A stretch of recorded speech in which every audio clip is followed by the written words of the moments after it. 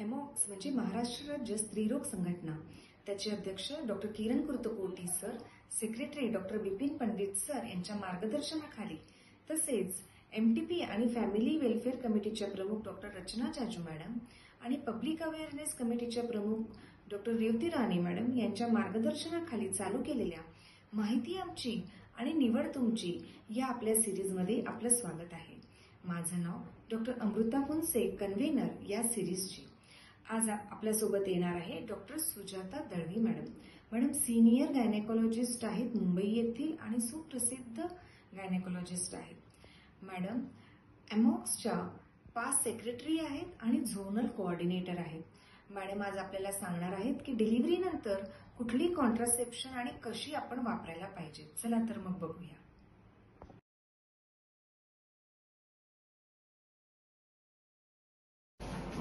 मी doctor Sujata Dalvi, मुंबईहून gynaecologist. आपल्याला delivery नंतर फॅमिली प्लॅनिंगची थोडीशी ऍडवाइस देते. डिलिव्हरी नंतर जनरली पिरियड्स येत नाही, तर पहिले 6 आठवडे काही फॅमिली प्लॅनिंगची गरज नसते. पण त्याच्यानंतर बाळाला जेव्हा बायको पेशंट फीडिंग करतो तेव्हा कधी कधी पाळी येत नाही आणि त्यांना जोपर्यंत ते फीडिंग चालू असतं तोपर्यंत कधी कधी बायकांना पिरियड येत नाही. त्याच्यामुळे त्यांना कळत नाही की प्रेग्नन्सी राहिली की नाही. अमुक बायकांना पिरियड पण येतो, अमुक येत नाही. त्याच्यामुळे गॅरंटी नसते की प्रेग्नन्सीसाठी हे सेफ आहे की नाही. आणि त्याच्यासाठी काही ना काहीतरी प्रोटेक्शन यूज करणं फारच महत्वाचं आहे. कधी कधी बायकांना प्रोटेक्शन यूज करायचं कळत नाही किंवा बायचान्स हस्बंडनी नाही यूज केलं तर प्रेग्नन्सी राहू शकते.